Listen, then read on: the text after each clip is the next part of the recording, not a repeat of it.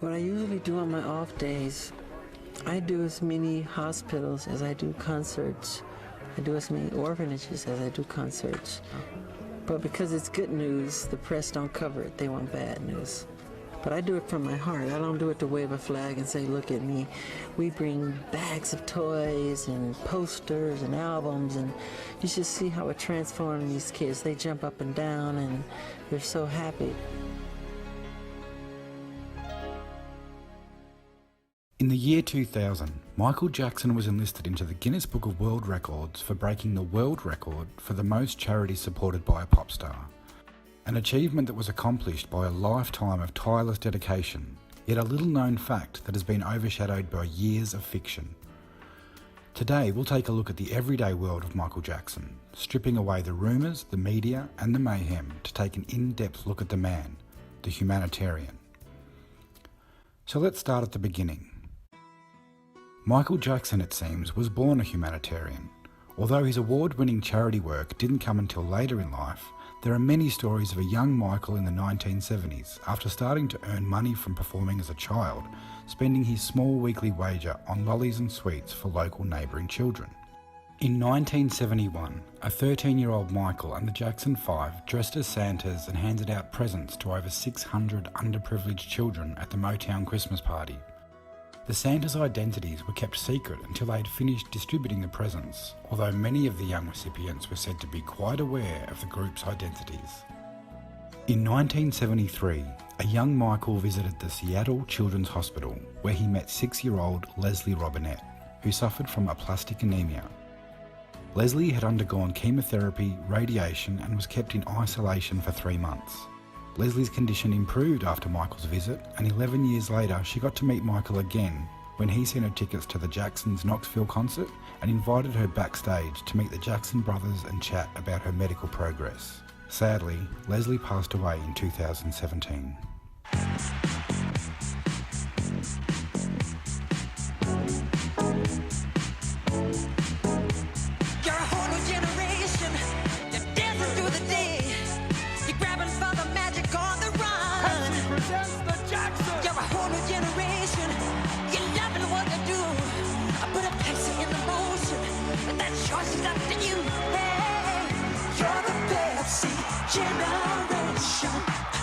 The beginning of 1984 saw Michael suffering severe burns to his scalp while filming a commercial for Pepsi. Instead of suing Pepsi, Michael settled out of court for $1.5 million and donated the entire amount to the burns unit of the Brotman Medical Center. During the following months, Michael visited the hospital on many occasions, spending his time wandering the wards, meeting patients and lifting spirits. In April of the same year, Michael spent an estimated $3 million to single-handedly equip a 19-bed unit at the Mount Sinai, New York Medical Center. And in May, he allowed the song Beat It to be used in a public service campaign against teen drink driving, royalty-free. She wants to go home, right? Let's go. Whoa! You okay to drive? Yeah, I'm fine. You sure? Relax. What's a few beers? If you don't stop your friend from drinking and driving, you're as good as dead. Drinking and driving can kill a friendship. In recognition of Michael's musical donation, President Ronald Reagan bestowed the Presidential Public Safety Commendation upon Michael. Michael, you've made it possible for us to warn millions of young Americans about the dangers of drinking and driving. You've done this with your music, you've provided the public service messages as well as through your own personal example. And thanks to your help, Michael, young people from virtually every family in America will hear these messages on television and radio. And they will hear them at one of the most critical times of the year when graduations and vacations are fast approaching. Thanks to your help, lives will be saved, and no one can put a dollar value on the precious life of one boy or girl.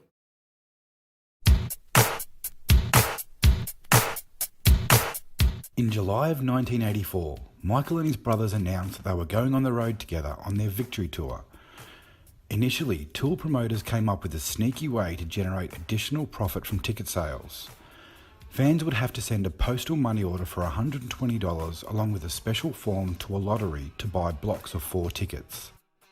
Upon receipt, the promoters would deposit the funds into a high-interest account before the lottery would be held and monies refunded to unsuccessful purchasers, and the promoters expected to earn $10 to $12 million in interest. Michael wasn't impressed with the system, and after receiving a fan letter, he immediately held a press conference declaring the ticketing system would be a fairer distribution system through Ticketmaster, and he was going to donate his entire share of the profits from the Victory Tour to charity. Can I have silence for a minute, please?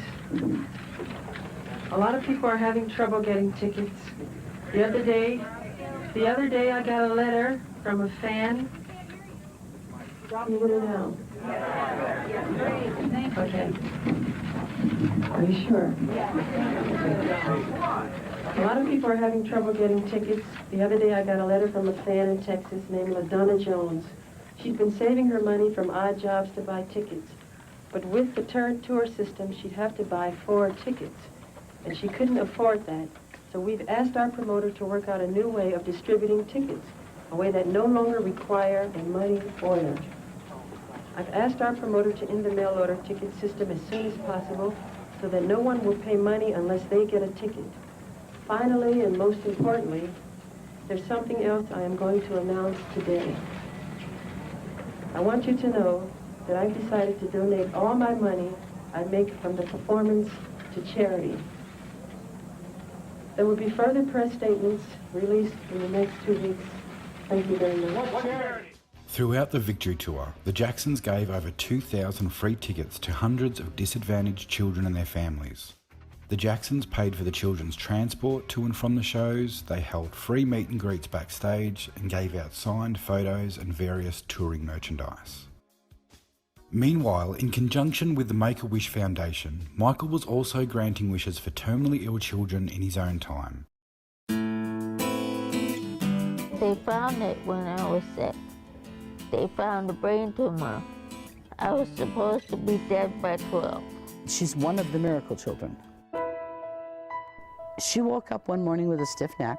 After 6 weeks of neck brace and muscle relaxers, she's sitting watching television, and all of a sudden her eye starts just winking. And I said, Tina, do you have something in your eye? No. I said, well, why are you winking? Well, I'm not winking. Instead of having the equivalent of 1 shot glass of fluid in the ventricles inside her brain, she had the equivalent of 10, pushing her brain against her skull. There's a lot of pain from surgeries and stuff. And then I went through chemo and radiation. It just tore me apart. I worked with a young lady. Her fiance passed away of cancer, and the church started getting all of these contributions. So they decided they were going to set up a Make-A-Wish chapter in Wisconsin. And since she knew Tina and knew about Tina's story and knew what Tina wanted to do, she suggested her as the first child.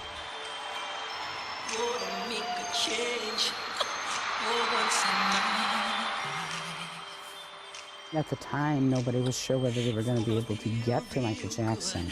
Gonna make a difference, gonna make it right.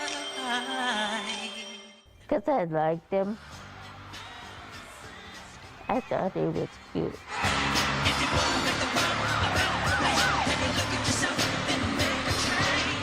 We flew into New York. A limousine took us to New Jersey. Well, I remember going through the backstage. Jermaine was backstage. I don't think I remembered Tito. And that's when we told her that she was going to be meeting Michael Jackson. Oh, just, it's so excited and screaming and giggling and when do I get, where is he? Yeah. I mean, he was a big star, like humongous star. And we went in and met with him and talked with him for a while. He had a lot of guards and stuff, but it was great. I liked it a lot. Through the whole concert, she just sat there and went, if somebody tried to talk to her, she's like,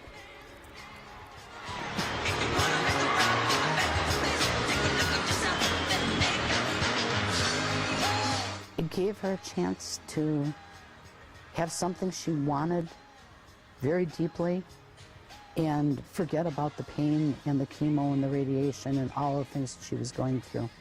And I just think it gives them more strength to fight what they need to go through. It gives kids hope because it makes kids strong.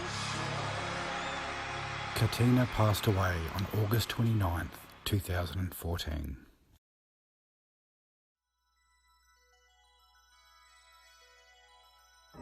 Michael kicked off 1985 writing with Lionel Richie what would become the fastest selling #1 charity single of all time.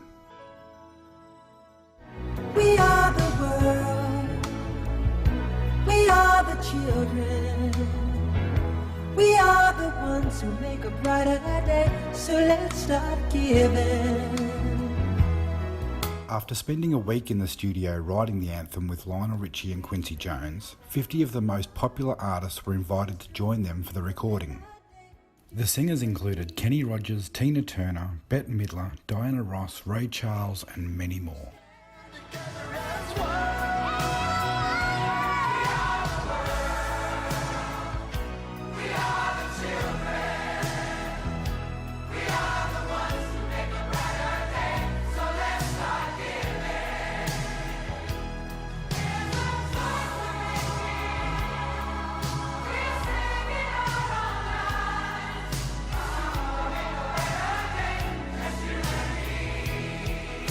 Since its release, We Are the World has raised over $150 million for African relief, including efforts in birth control and food production.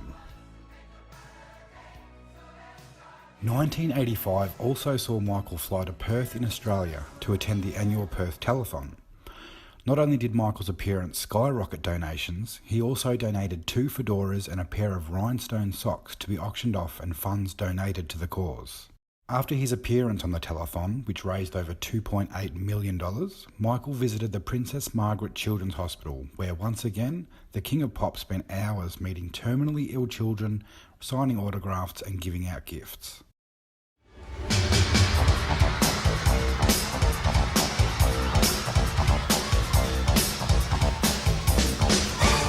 As Michael kicked off his Bad tour in Japan, behind the scenes he paid for the funeral of a 5-year-old Japanese boy kidnapped and murdered, and he donated $20,000 to the boy's family. I'm very sorry and deeply saddened to hear about Yoshiaki. Yoshiaki, I know you're out there watching us. I hope such a brutal and heartbreaking thing never happen again, and I love you.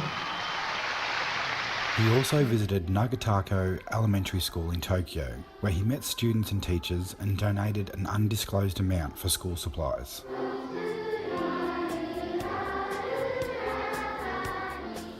As the Bad tour travelled the world, Michael visited more hospitals and orphanages than performed concerts. He also invited terminally ill and underprivileged children and their families from every city he visited to his concerts and backstage to meet him, one of which was Tiffany Rao, who now works with the Make-A-Wish Foundation. I have a history of severe idiopathic aplastic anemia, which is basically complete bone marrow failure. I was diagnosed in 1984, the age of 11, and had entered a tenuous remission and relapsed freshman year in high school. I wished to dance with Michael Jackson. I'd grown up in dance, I'd been a dancer my whole life. I felt that the way he connected with the world and understood the world was through dance. They were honest and said, gosh, okay, let's see what we can do. Then one day I was sitting in my high school lunchroom and the lights went down and the man in the mirror came over the PA system and a Michael Jackson impersonator came out in front of my whole lunchroom and danced and lip synced to Man in the Mirror.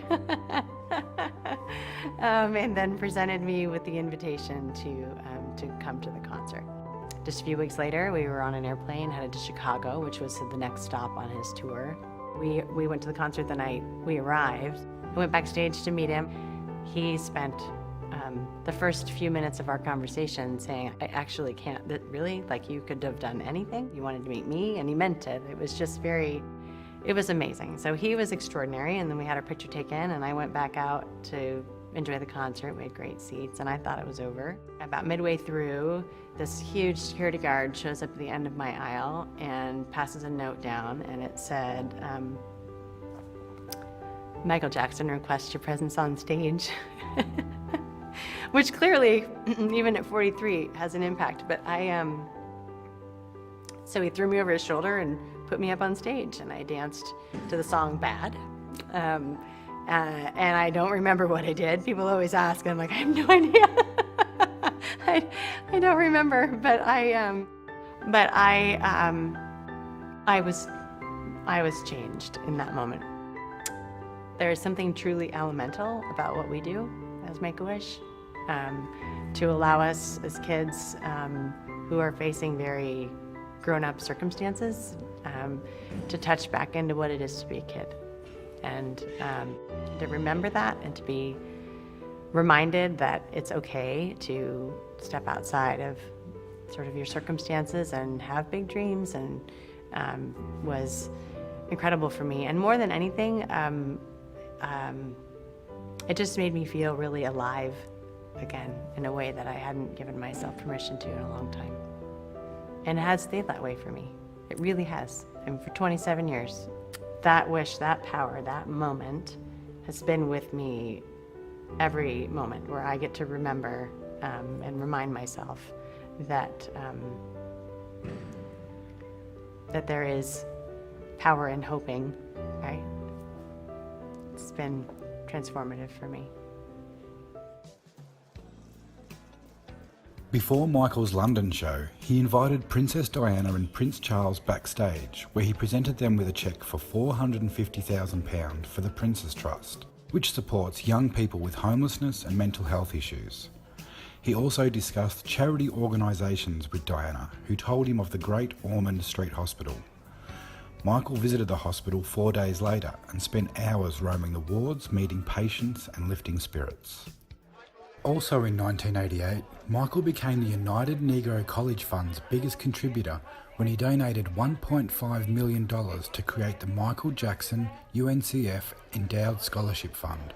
The fund is still active to this day and assists students to pay for their tuition, room and board, books or federal student loans. Michael Jackson took a break from his tour Thursday to receive an award from the United Negro College Fund in New York. Among the famous faces in the crowd were Quincy Jones, Elizabeth Taylor, and Liza Minnelli. President Reagan sent a taped message, and Whitney Houston sang America the Beautiful. Michael received an honorary doctorate from Fisk University and made what was for him a long speech. I believe I'm nervous. Michael went on to thank God, his friends, and his parents, and also talked about why he was there. About the United Negro College Fund, an education opens a person's mind to the entire world. There is nothing more important than to make sure everyone has the opportunity for an education. To want to learn, to have the capacity to learn, and not to be able to is a tragedy. I am honored to be associated with an evening that says this will never happen. Thank you. I love you all.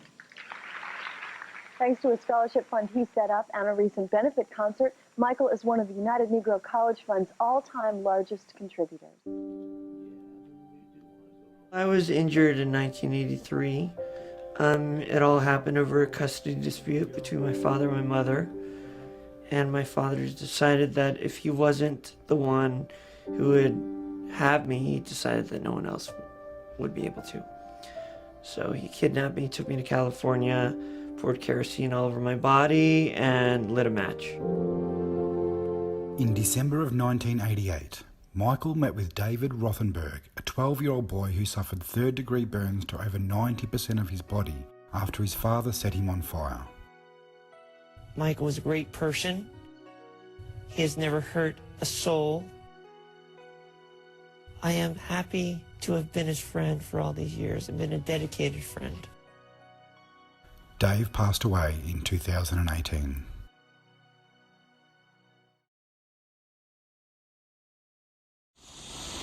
Witnesses say a lone gunman walked onto the campus at Stockton's Cleveland Elementary School and opened fire with a machine gun. At the time, 400 to 500 first, second, and third graders were playing during their lunch period. When the rampage was over, 5 students lay dead, a teacher and more than 30 students were injured. more than half of them critically. In February '89, Michael visited Cleveland Elementary School, where a week earlier, a 25-year-old man opened fire in the school playground, killing 5 children and wounding 39 others. After attending the school, Michael visited a nearby church and hospital where he bought gifts for the children and encouraged them to go back to school. A month later, Michael took 200 disadvantaged children from St. Vincent's Children's Home and Big Brothers and Big Sisters to Circus Vargas in Santa Barbara. Note, Michael Jackson made a rare venture out into the real world this week, rounding up 200 disadvantaged kids for a day at the circus. For 200 Santa Barbara, California kids, Wednesday's trip to the circus was even more exciting than usual because the ringmaster wasn't the only one in a flashy red coat. Michael Jackson sponsored an afternoon performance of the acclaimed Circus Vargas for kids from a local home for dysfunctional children and from the local Big Brothers Big Sisters program. Jackson posed only briefly for photos and, of course, did not speak. But here's what the kids had to say about their afternoon full of lions, tigers, acrobats, and a pop star. Now, what's more exciting, seeing the tigers and the lions or Michael Jackson? Michael Jackson. Michael Jackson. Michael Jackson. I like the elephants. I just sweated all over and I screamed a lot. October of 1989 saw Michael returning to Gardner Street Elementary School in Hollywood, where he attended his 6th grade. After making a motivational speech, Michael donated a year's salary for the school's music teacher. He planted memorial bushes near the playground and left his signature on a wall. The school named their auditorium the Michael Jackson Auditorium.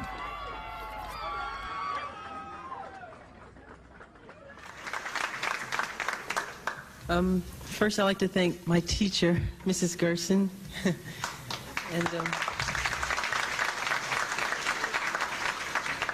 Mrs. Rose Fine, who is another one of my teachers. She's here also, and I'd like to thank her.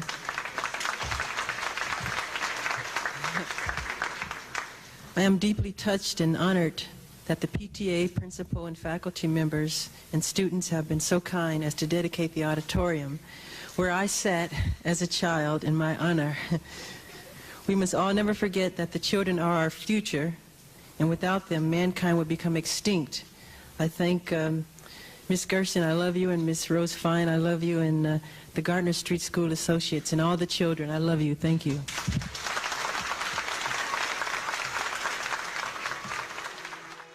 Michael had been friends with AIDS sufferer Ryan White through the later years of the 1980s, and in 1989, Ryan and his family spent weeks at Neverland while Ryan recovered from surgery.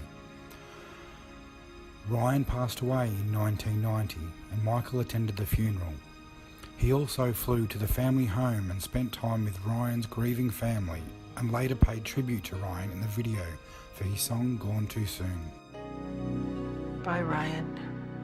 We all miss you very much.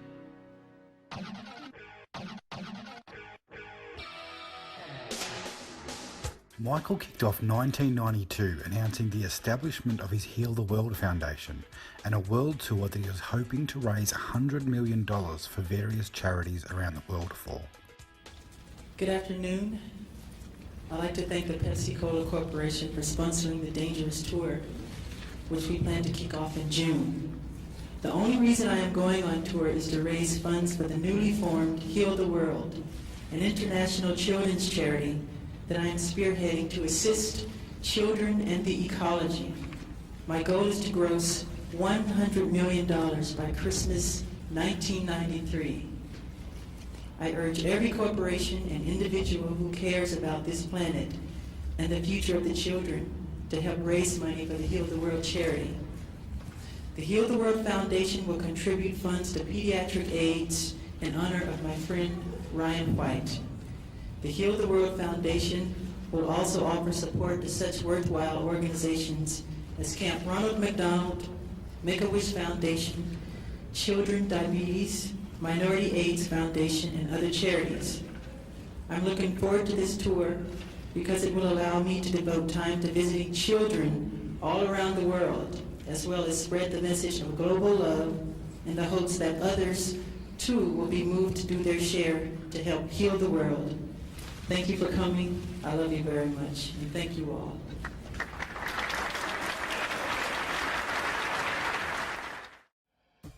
2 days into his Dangerous World Tour, Michael went to the Sophia Children's Hospital in Rotterdam, the Netherlands, and presented the hospital with a cheque for £100,000 to build a playground. The hospital named the playground the Michael Jackson Playroom. Patients that were able to gathered in the gardens of the hospital, where Michael met with them and gave out gifts. Then he made his way up to the wards of patients that were too sick to come down to the garden, where he continued to meet and greet the children and their families and handed out more gifts. Whilst touring the world in 1992, Michael continued visiting youth and community centres, hospitals and orphanages.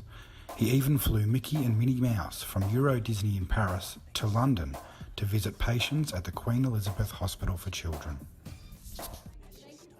The day before his September 92 concert in Bucharest, Romania, Michael visited a care centre for children where he spent hours meeting families and staff and giving out hundreds of gifts. Michael paid for a new playground to be built that could accommodate up to 500 children of special needs, and he pledged to donate profits from his Romanian concerts to support Serbian refugees. After visiting the preschool, Michael visited the newborn ward of St Catherine's Orphanage, where once again he made an undisclosed donation and met babies that had been left without parents, some from war crimes and others that had been abandoned.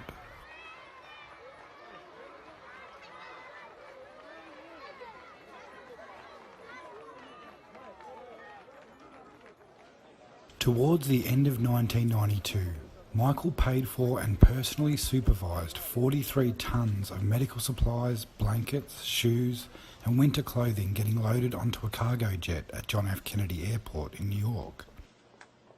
The jet delivered the $2 million worth of goods to war-torn Sarajevo in the former Yugoslavia.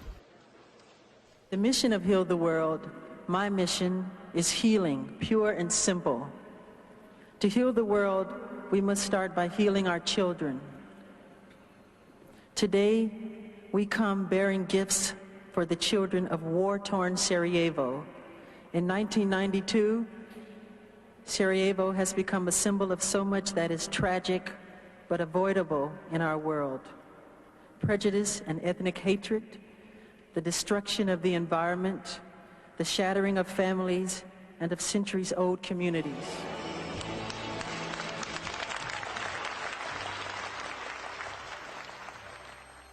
The beginning of 1993 saw Michael teaming up with Sega to send over $100,000 worth of gaming consoles and games to children's hospitals, homes and charities throughout the United Kingdom. Throughout the first half of the year, he also visited schools and care centres in Los Angeles to discuss drug abuse prevention. And he teamed up with Jimmy Carter to promote immunisation initiatives, which saw 17,000 children immunised in 5 days. Here we see Michael at a children's hospital in Washington, where he spent several hours playing games with patients and speaking to medical staff. Although the amount hasn't been confirmed, it's said that Michael left a sizable donation to help the chemotherapy department. Okay, right this way. Let me see everybody smile. Great, everybody right this way for me. Good, again for me. One. Nice smile, everybody. This way, Michael. One shot, quick. There you go. Thank you, everybody. Appreciate it very much. Thank you. Coming in. Pretty good. You better introduce yourself to him. I do. Here you go. Michael, this is Kurt Lindenberg, one of her doctors. Hi, how are you? You want some soap on?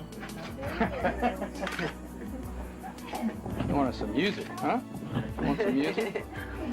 What was your name? What is it? Levon.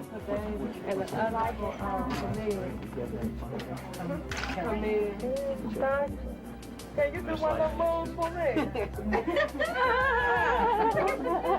Sure you can. Oh, here we go. Nice shot of her. You ready?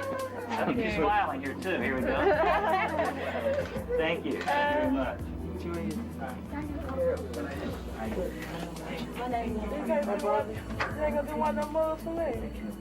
He's rested. He's rested. I get embarrassed.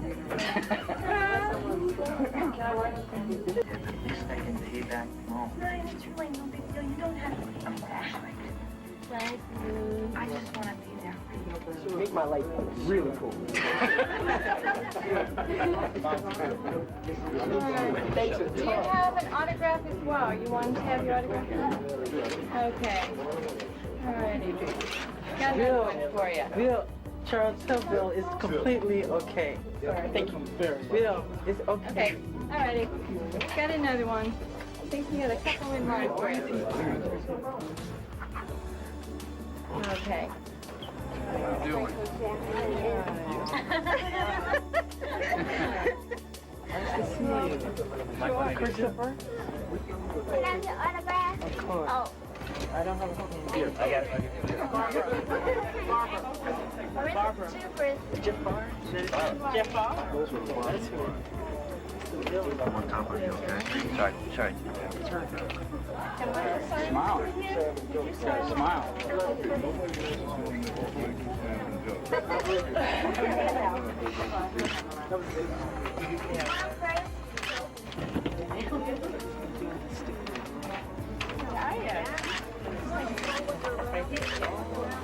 Thank you.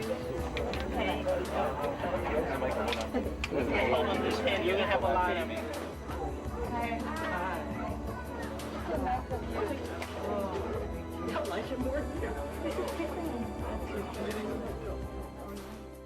As Michael's Dangerous tour travelled around the world, he continued to visit orphanages and hospitals in every city.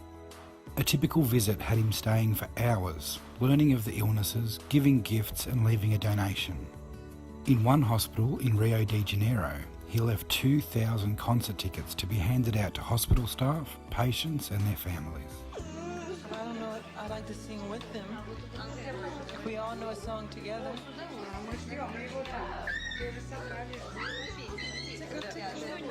Yeah, the other children are waiting for it. Okay, you ready? We have to move on, I think. To finish off 1993, Michael put on a festival for 5,000 underprivileged and orphan children at the Hard Rock Cafe in Mexico City. Each child was given a gift bag with a colouring book, pencils and were taken to a nearby adventure park where they met Kiko, the whale from the movie Free Willy.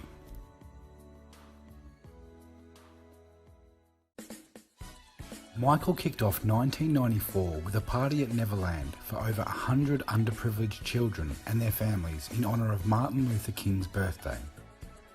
Michael spent the day with the families, who were given full access to the amusement park and zoo. At the same time, Michael's Heal the World Foundation provided vaccines and $85,000 in grants to homeless families needing long-term recovery from recent Los Angeles earthquakes. In August of '94, Michael and wife Lisa Marie visited two children's facilities in Budapest, Hungary, where they gave out gifts to terminally ill patients.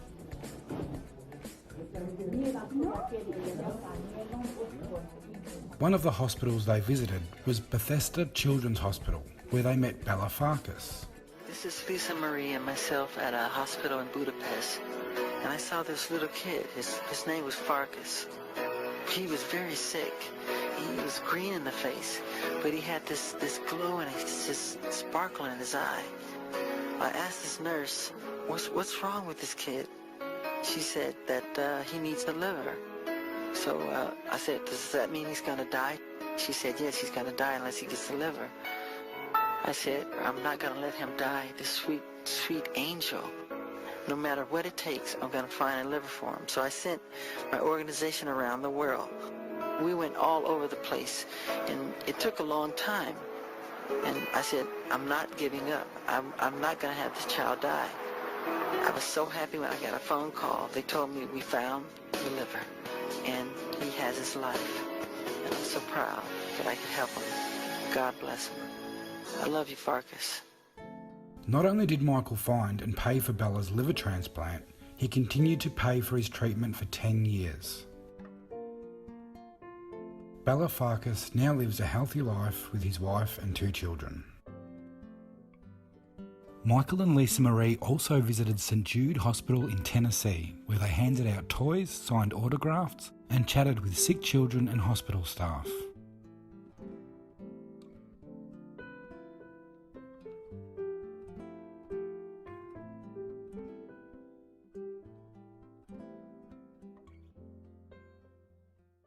A somber Michael Jackson wore dark glasses, a dark hat, and dark clothes as he attended the funeral last week for 22-month-old Craig Fleming. He was the little boy whose mom allegedly threw him off this bridge into the rain-swollen Los Angeles River. It's a case that had gone largely unnoticed until the King of Pop got involved. It happened here just 2 weeks ago in Long Beach, California. Friends say that something must have snapped in the mind of the boy's mother, Donna Fleming. Police say that after she picked up Craig, still strapped in his stroller, and dropped him into the river, she threw 3-year-old Michael off the bridge as well. Then she attempted suicide by jumping off herself.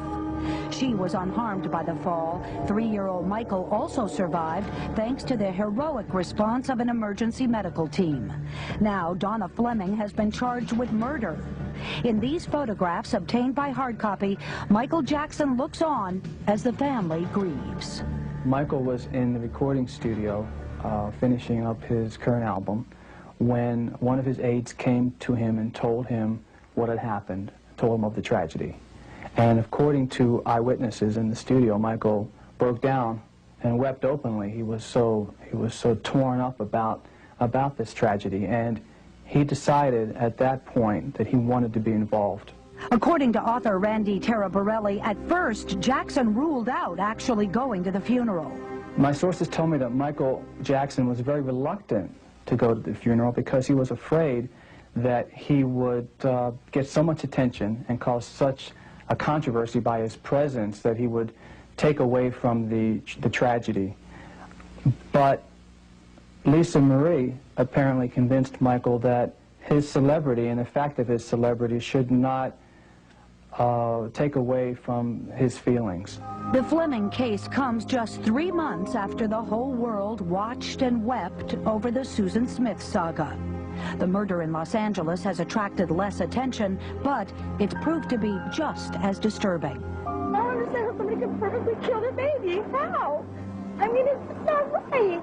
The story obviously moved Michael Jackson, who not only attended the funeral, but stood by the minister during much of the service. Before leaving that day, Jackson handed over a check to the Fleming family. A substantial check that has been reported to be only $5,000 when actually it's closer to $50,000, and it's just a start. Michael set up a trust fund for the surviving brother and also dedicated his song Childhood from the History album to Craig Fleming.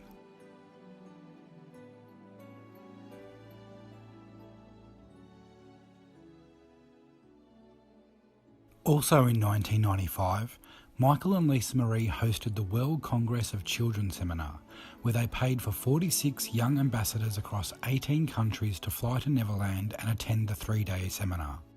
They discussed drug abuse, homelessness, violence and child abuse issues with their respective countries and worked with the Heal the World Foundation on solutions, which they presented to the United Nations World Summit of Children in June.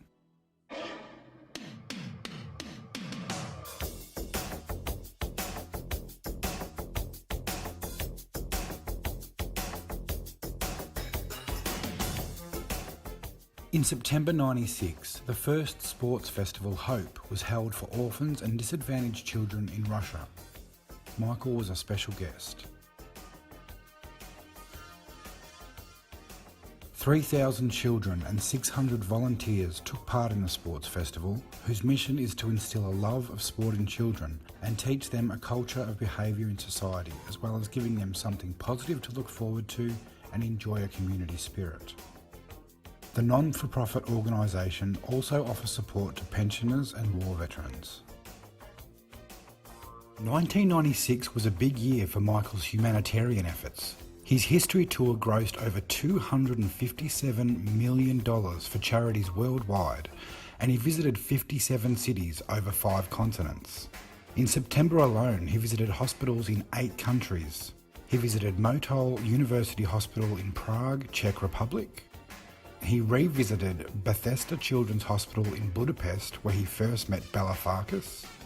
He made $1 million donation to an orphanage in Bucharest, Romania, and accompanied the First Lady of Poland in a tour of hospitals and orphanages in Warsaw, Poland. Next, Michael visited Zaragoza Hospital in Spain and 2 hospitals in the Netherlands. In one of those hospitals, he paid for a room to be set up and furnished for parents who want to stay with their children while receiving medical care. As well as the usual giving out gifts, signing autographs and raising spirits. Do you see anything here that'll give you any enjoyment? No, I don't want your presents. It's just great that I've seen you. Really. You don't like to play games? I like to play games. There's Yahtzee. Yeah, that's cool. I play games all day. Thank you. It's great meeting you. What do you think of these fans? I love them. Yes? Why did you come here to visit these fans especially? Because I love the children.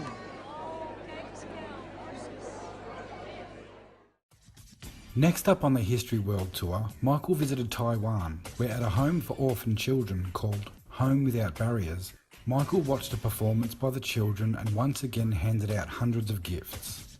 He then visited and made donations to hospitals in Malaysia, India and Thailand before landing in New Zealand in November.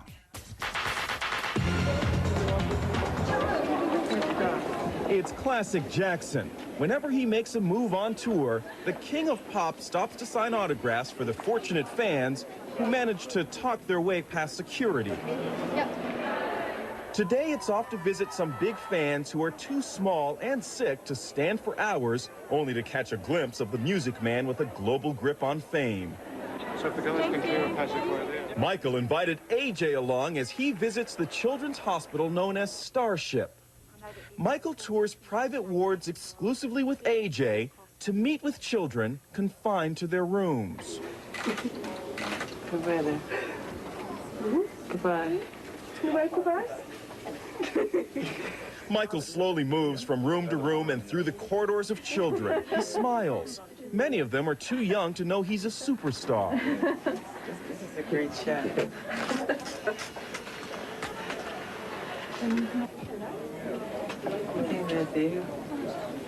How are you doing? The visit lasts for hours, creating memories that the kids will not soon forget. One little girl asks Michael what it's like to be a superstar. I really don't, because I don't remember not performing, so it's fun to make people happy. It really is. I bought your kids' album when you were younger, and I love Ben. That's really cool. Ben. Do you still remember making Ben? Yeah. They're out of sight right now. These kids may have been too sick to have seen the sold-out concerts, but they did one better. They got face-to-face with the king of pop. Michael, barricade me away from I've spoken to a lot of the fans here, a lot of the patrons here, and the looks on their face is indescribable. How does that make you feel? It touched my heart. I love them very much. Is that... You really have to running away. His goodwill mission complete, it's off to the airport where his chartered plane awaits. Michael donated the profits from his New Zealand and Australian legs of his History World Tour to charity organisation The Smith Family. And when he got to Australia, he visited hospitals in Brisbane, Melbourne, Adelaide, Perth and Sydney. For a man who will have his own child in February, Michael Jackson today described this as the highlight of his Australian tour so far. Oh, this is for you. Thank you. I'll sign a picture for you, too. At the Sydney Children's Hospital, Jackson played Father Christmas a month early.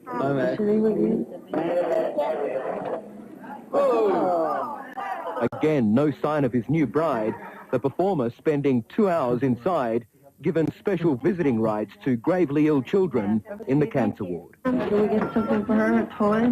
The self-styled champion of children dished out thousands of dollars in presents, dolls, toys and computer games. Jackson taking time to play. The gifts for some outsizing the patients. How do you spell your name? B-A-N. After Australia, Michael headed to the Philippines where he played Santa and handed out Christmas presents to over 300 orphans at the annual Orphans Christmas party at the Manila Hotel.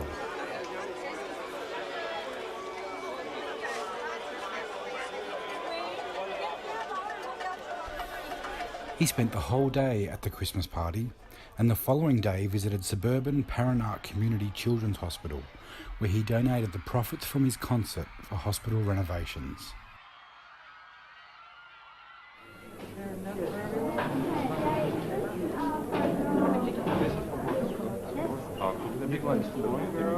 Michael's history tour continued into 1997 and saw him return to Poland, where at a local toy store he spent $700,000 on toys to give out to patients at Latulska Hospital in Warsaw.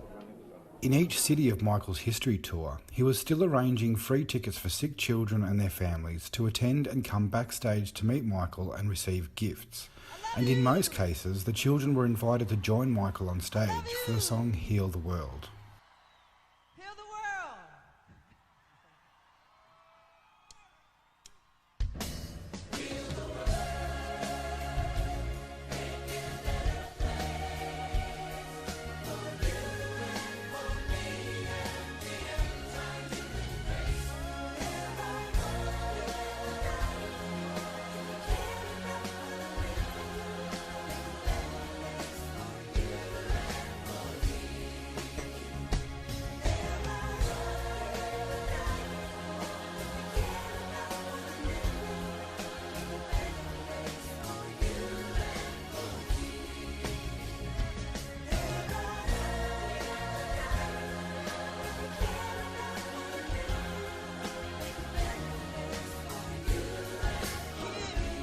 Midway through 1997, Michael, accompanied by wife Debbie Rowe, attended the Variety Club of Great Britain, where he donated 6 minibuses equipped to help children with autism and learning difficulties get to community activities and medical appointments.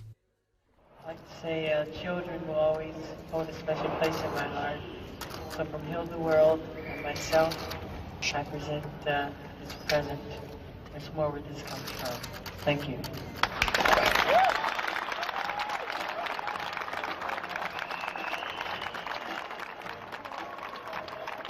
Michael, thank you very much. 1998 saw Michael attend the South African Economic Forum Summit, where he joined African leaders in discussion and plans for national debt relief. Be a global resolve that the 21st century will bring about caring and protection of our children, and above all, universal love. My new business partner, Mr. Dunbarton, and myself are going to put our money where our mouths are.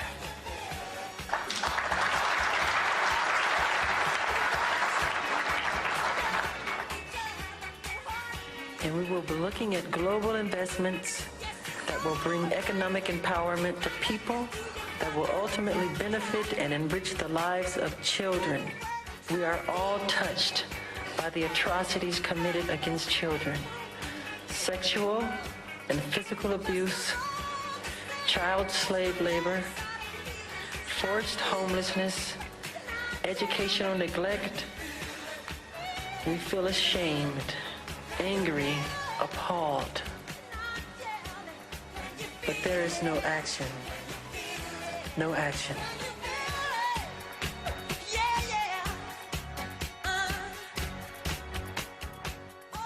Michael visited Nelson Mandela in March of 1999, where he announced 2 charity concerts which would raise $1 million for the President's Charity Fund.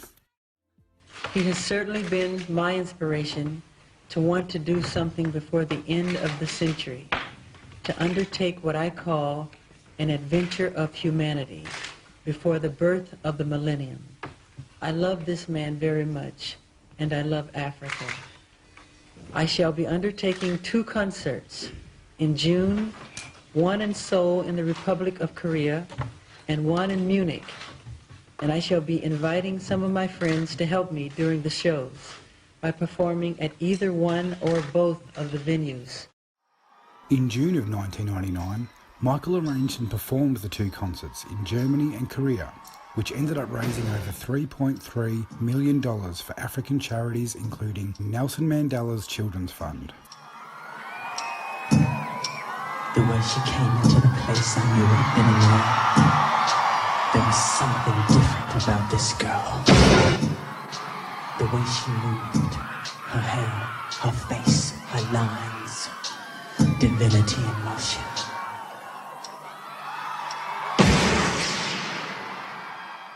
Whilst receiving a Lifetime Achievement Award at the Cora All African Music Awards in September of '99, Michael presented Nelson Mandela with a R1 million donation for his Nelson Mandela's Children Fund.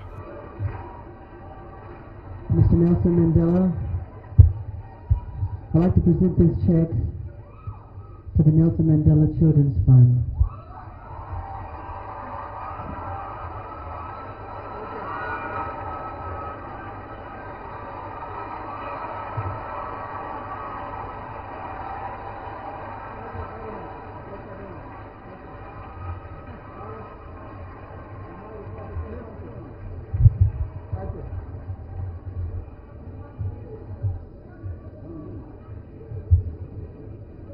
The trustees of the Children's Foundation and myself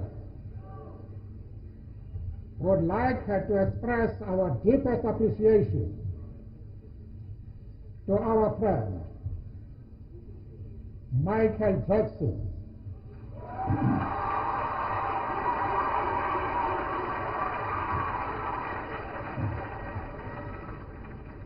He is a supporter of worthy causes, and I'm happy that the foundation is tonight one of his beneficiaries.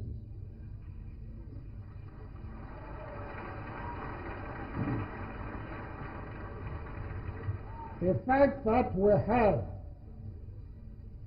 abandoned children in the street, abused, disabled, and suffering from terminal diseases is itself a tragedy of immense dimensions.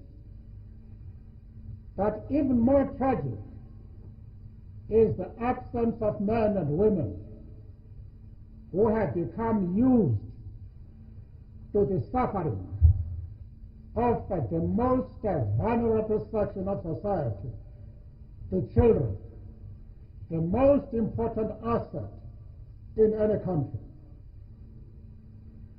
And the contribution from Michael Jackson, I hope, will inspire people not only in our country, but throughout the world, to follow his example and to bring a measure of happiness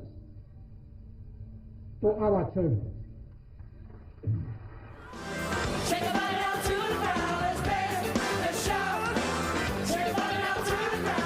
Michael wrapped up the year 2000 joining Whitney Houston on stage at a charity concert, Miracle on 34th Street, which raised money for children with AIDS, Alzheimer's victims, and the healing arts.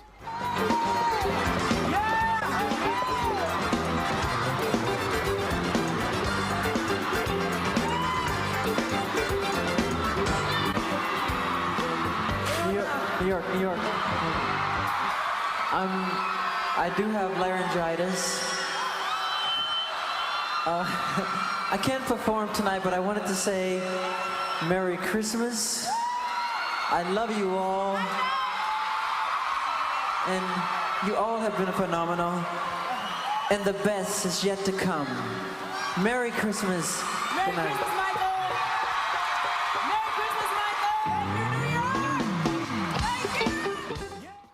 On Valentine's Day in 2001, Michael attended a Heal the Kids seminar in New York, where he made a motivational speech aiming to educate and inspire parents to put more time and effort into their parenting. Are we blind to the fact that our children are raging against the indifference, crying out against the abandonment, of thundering against the neglect? Heal the Kids is about doing something about making a difference in trying to help adults and parents realize that it is our power to change the world that our children live in.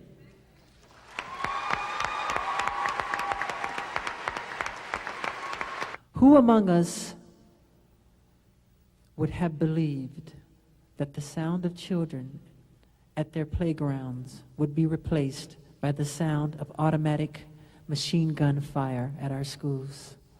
That the sound of little girls skipping rope would be overshadowed by the frantic shrills of children dodging bullets? Yet, instead of loving our children more, we installed metal detectors in our school.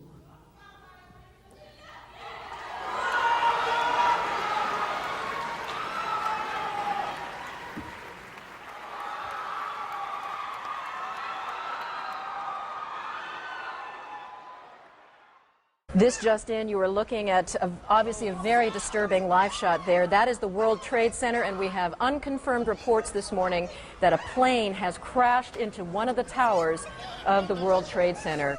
Michael was in New York when the 9/11 terrorist attacks took place. He immediately arranged a charity concert called United We Stand, which was held in October and raised over $15 million for victims of the horrific attacks. Michael premiered the single, What More Can I Give, at the show and recorded the tribute later that year. How many people would have to die before we understand? How many children will have to cry before we do what we can? If sending your love is all you can give to help one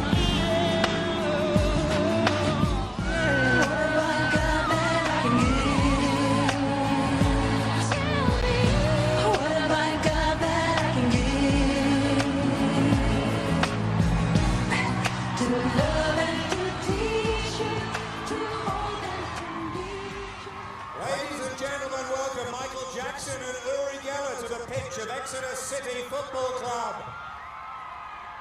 2002 saw Michael attend a charity event at St James Park in London to raise funds for two charities aimed at combating AIDS and malaria. While there, he met with sick children and made a motivational speech. Sadly, we live in a state of fear. Every day we hear of war on the news, on the radio and television. In the newspapers, always of war. We hear of nations hurting each other, of neighbors hurting each other, of families hurting each other, and of children killing each other. We must learn to live and love each other before it's too late. We have to stop.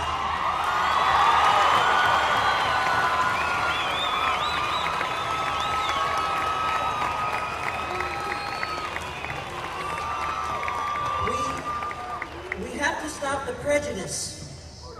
We have to stop the hating. We have to stop living in fear of our own neighbors.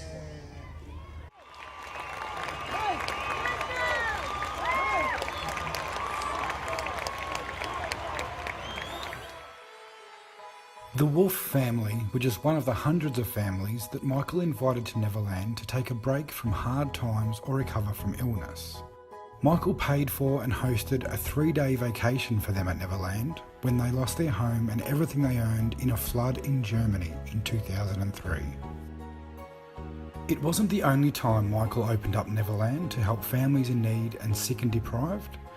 It was common knowledge in Michael Jackson's circle that families would visit and stay at Neverland all the time, even in Michael's absence. In 2004, Michael let cameras in when he held a Christmas party at Neverland for over 200 disadvantaged families. From Prince Paris, Michael Jackson, welcome to Neverland, and Merry Christmas, and have a wonderful day, okay?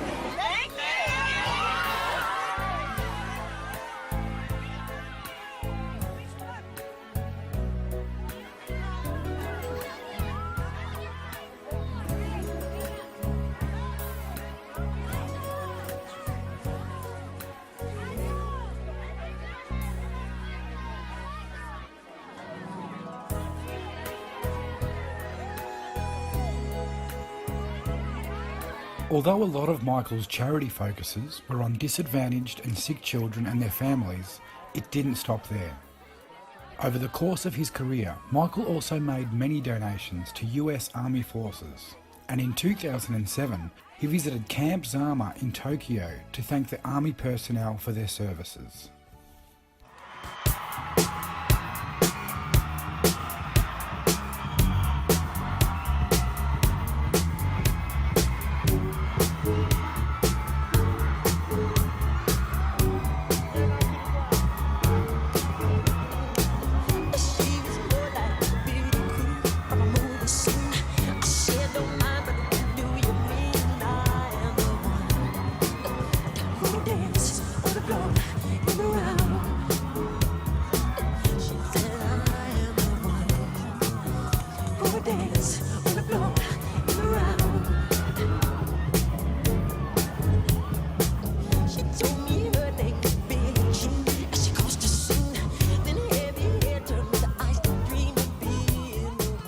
What our community needs to realize is that Michael Jackson could have made millions of dollars on Saturday, and he chose to come and spend it with the soldiers and family members and DOD civilians here at Camp Zama.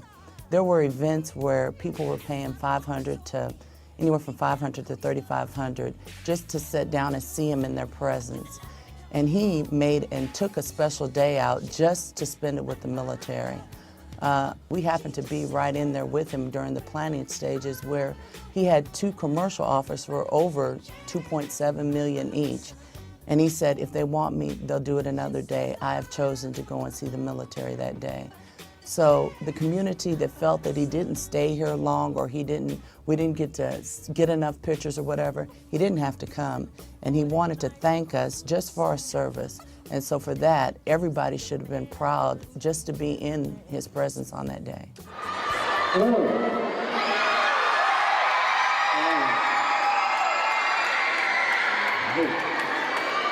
Good to see everybody. God bless you. I love you. Colonel Walter Meyer, Major Brooks, and other military personnel, it is an honor and a privilege for me to be here today, and I thank you for your kind invitation. Those of you in here today are some of the most special people in the world, because you have chosen a life of service. When we all sleep at night, we rest comfortably knowing that we are protected. And it is because of you in here today, and others who so valiantly have given their lives to protect us, that we enjoy our freedom. I thank you from the bottom of my heart. I love you. Thank you so much.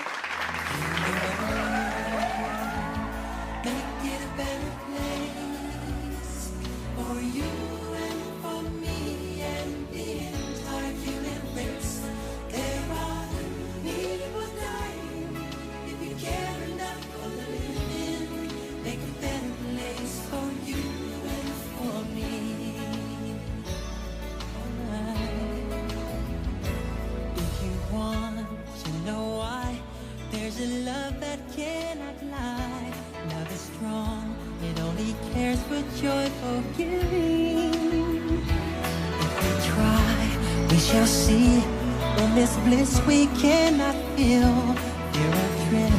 We stop existing and start living. And it feels that always love's enough for us growing. Make a better world. Make a better world. Heal the world. Make it a better place for you and for me. There are people dying. If you care enough for the living, make a better place for you and for me. And the dream we were conceived in will reveal a joyful face.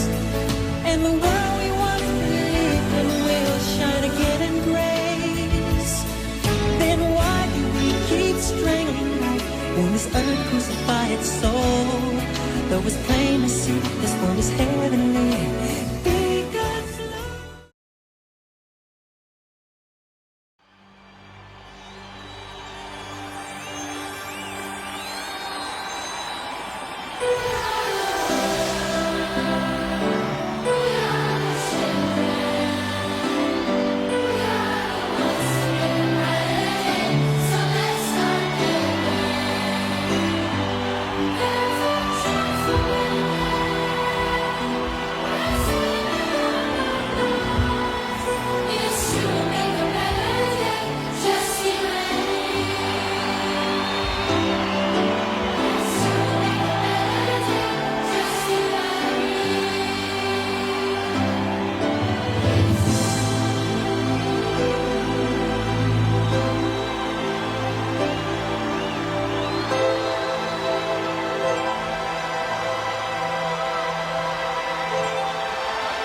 Today, we stand together all around the world, joined in a common purpose to remake the planet into a haven of joy and understanding and goodness.